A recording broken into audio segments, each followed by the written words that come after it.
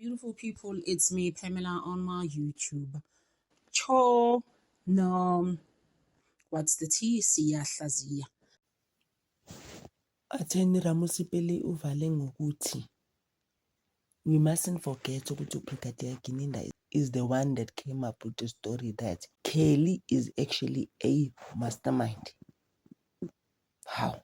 Sathi kodwa Ramusipeli strategy sakho sikwatisa ubaloyi didn't know himself. Hayi bamgibelile kodwa ubaloyi sho. It was just not his day. Yabona i-18 the 18th of Feb. Ngeke azikhohlwe ubaloyi not anytime soon anyways. Because abe mgibela. Mangena uNtanzi ethi owami uNkulunkulu wakadlali nabantu lo ngimthandazayo. Mina abaloyi ngalo mngane wakho uDr. Ron Sebanda nje banihleka. But my laugh will be the last one. I tell you. Abantu uNtanzi. And it's not the first time uNtanzi is saying things. UNtanzi has said it before. Good trial ukuthi laleni. Noma uNkulunkulu uzongiphendulela. Might not be today, but it will happen. Mark my words. Dlwalile lapho ndlala uNtanzi wathi abonge ngikhala kodwa ezami inyembezi ayiweli phansi. Bese kuzoba advocate Charles Mnisi wami ugiva ubaloyi wazuwa qhaqhazela. The words were not even coming out properly. He was just like when abaloyi yay. Please leave me alone.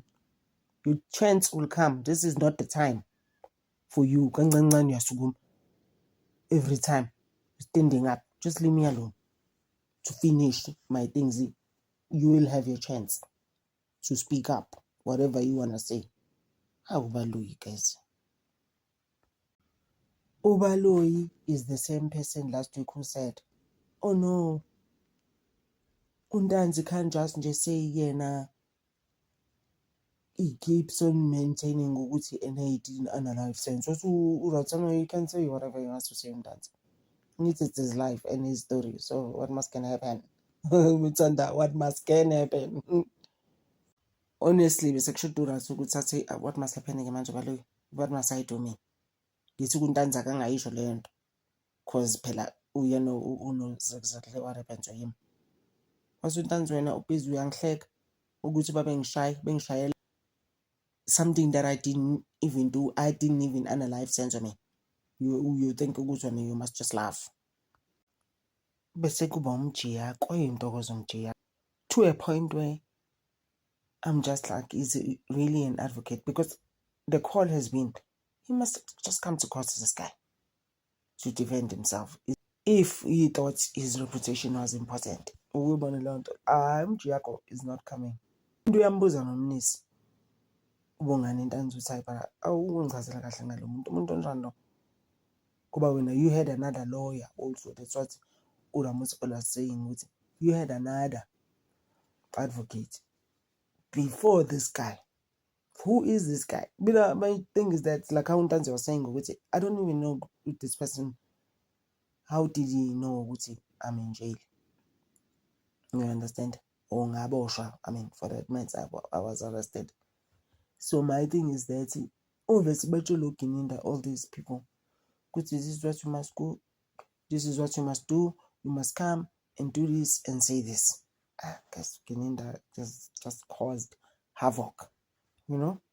That is immediately after you had left the office when Mohani then went back to the office and then came back to the envelope when you were already at the Morega High Court. Ngabe uyakwazini kwakhulunywa uMohani nemanje usuphumeleke wena lapha njengoba uthi uMohani waphuphuka itepisi wabuya ke ne-envelope leyo. Ngabe uyakwazini akhuluma nemanje? Cha ngikwazi. No, I don't know. But all that you know is that Mohani was a member of the investigating team. So kodwa ke okwaziyo ukuthi uMohani waye ilunga lethimba leliya eliphenyayo. Ngizosho njalo Nkosi enkantolo ngoba uye wangibophayo. I would say so, my lord, because he's the one who arrested me. Thank you. I would have wanted to say a lot on this one, but I think that would be argument. Thank you on this one. Now let's get to this other aspect. The magistrate at Boksburg, that's now after Mr. Mukwana.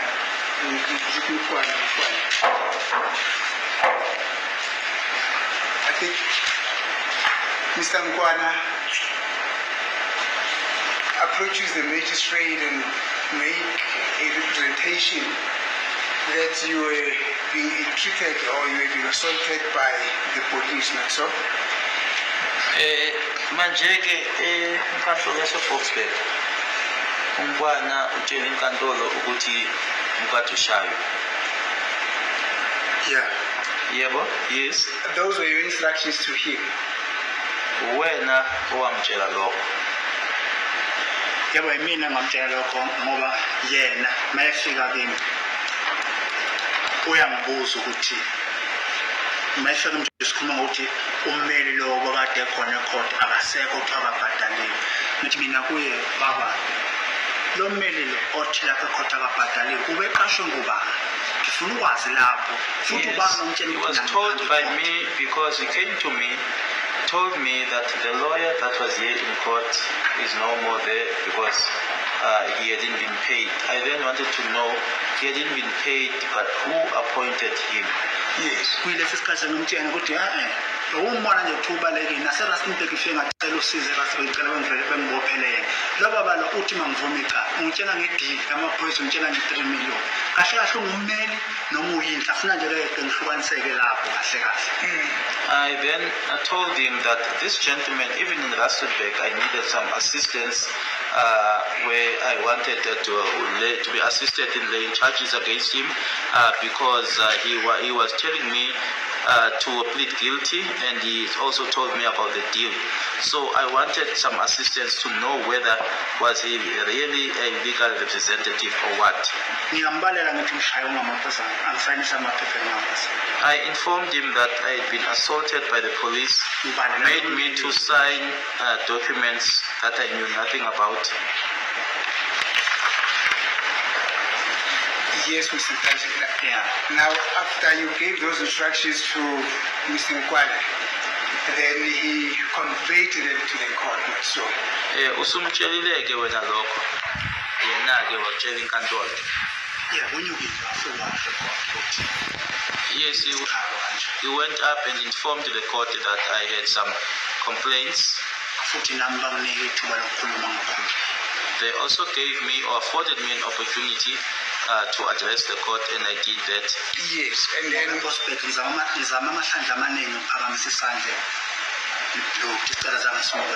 but in Boksburg, I tried on several occasions raising my hand, but I was not attended to. Thank you. But now the magistrate on that day.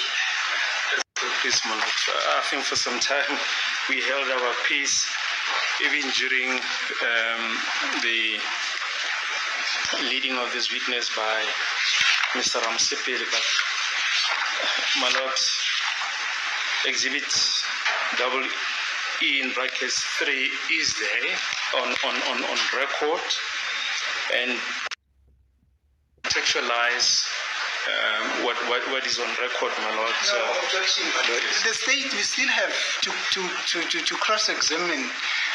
It is no need for the state to intercept and want to conceptualize, to put into context, to dichotomize and dissect, and whatever that the state can say they want to do. The cross-examination is coming. If there is something that they feel like this witness is becoming uncomfortable or untruthful with, that will be their chunk of their time. But they cannot then all of a sudden stand up now and say, let us contextualize this. That's not what procedure says. They still have to, they will get their opportunity in cross-examination.